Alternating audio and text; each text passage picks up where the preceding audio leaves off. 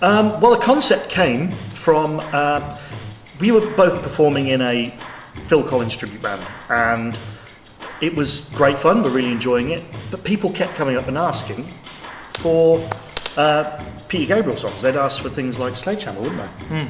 And we were like, well... Which is nothing to do with Phil Collins, really. No, and, well, it's loosely linked. Yeah. Which we thought, well, we can see that people want to hear it. And there was also one point when we were doing a show and the power failed. And I started singing Mike and the Mechanic song, didn't I? Unplugged. Yeah, unplugged with an acoustic guitar. And the audience loved it, absolutely loved it. So we both started talking and thought, well, why don't we try and bring the whole concept together, all the things that are connected to Genesis. Yeah, and I remember years ago we were in a 5-piece as well, and we used to sit in the back of the van, didn't we, and sort of talk about, and maybe, I think even we used to write a set list as well, about songs we'd like to play if we didn't have to play Tina Turner and all that kind of normal stuff you have to play in a covers band, and it would always involve Peter Gabriel, Genesis, Phil Collins. So we knew we'd like to try something like that a long time ago, but we never did anything about it until now. Yeah, and we just feel that we've got so many hits to pick from. Yeah, so many that people will want to hear. It just, you think it's going to be so much fun for us, and I think amazing fun for the audience as well, because they're going to know every single song really well.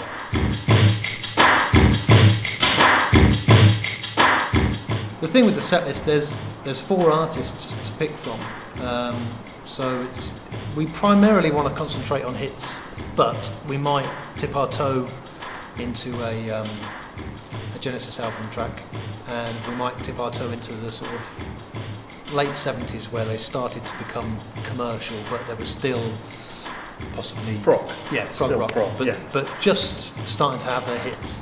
But we primarily want to keep it hit after hit, and there are a lot of ballads, but we want to keep it up tempo and keep it fun, really. Yeah, I mean, when you look at the things like Sledgehammer, which is an iconic song, you look at Genesis tracks that are iconic, like Turn It On Again, Land of Confusion. Yeah, they're massive, and then you've got the obvious Phil Collins songs, which people do love, and then when you move on to Mike and Mechanics, the songs they've brought out are just phenomenal. Yeah, and they've had worldwide hits. Yeah, them alone. So if you mix it all together, you've just got a huge catalogue of material to pick from. Yeah, and it's going to be good. I'm looking forward to it, Mr. Woods.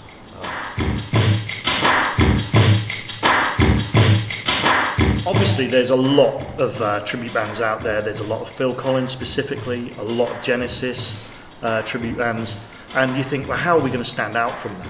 But I think that there's a real space in the market for a band that's covering nothing. It's not specific. It's a genre of music that all the same people like. That it's so wide that I think we can really capture a good audience. And we're not just Genesis. We're not just Phil Collins. We're not just Peter Gabriel. We're not just Mike and the Mechanics. But we're taking this vast audience, I think, and it could be really good. Yeah, I mean, there's loads of Genesis tributes who do all the old prog rock stuff, and there's a few Phil Collins tributes, and I only know of one Peter Gabriel show, but I've never seen them advertising to do gigs, and I don't know of any Mike and Mechanics. So I think, as we've said, I think there is a gap for something that links them all together.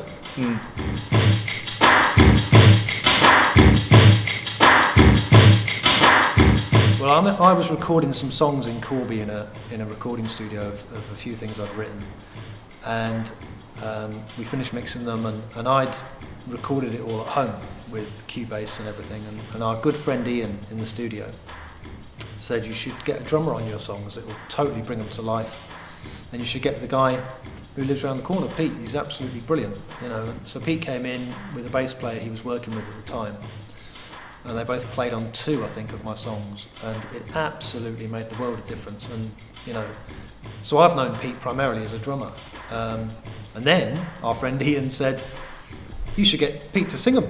Pete's a great singer. And I thought, really? A drummer? a great singer, really? I'm not sure. So I went with Ian because he's a lovely guy and I trust Ian implicitly. So Pete came in and absolutely blew me away with his vocal. He was absolutely fantastic. And then we became friends, and then after spending time at his house, all these guitars started to appear, normally that his dad had repaired or donated to Pete's house. And I could tell he could play a bit of guitar, and I thought, blimey, he's a drummer, he can sing, he can play guitar. Wow, And then I showed him some chords on the keyboards and a few little tricks you can do, like if you change the chord, you don't necessarily have to change the root note and things like that. And just a few little tricks. And then blow me, he's actually quite good on the piano now. So all in all, I don't really know how I put up with him, really. He's just so annoying.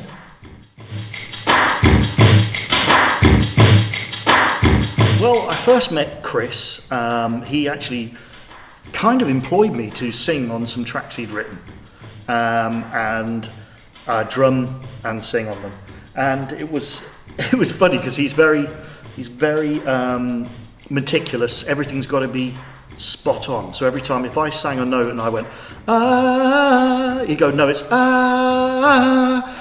It was that meticulous, and I always have a laugh at him about that.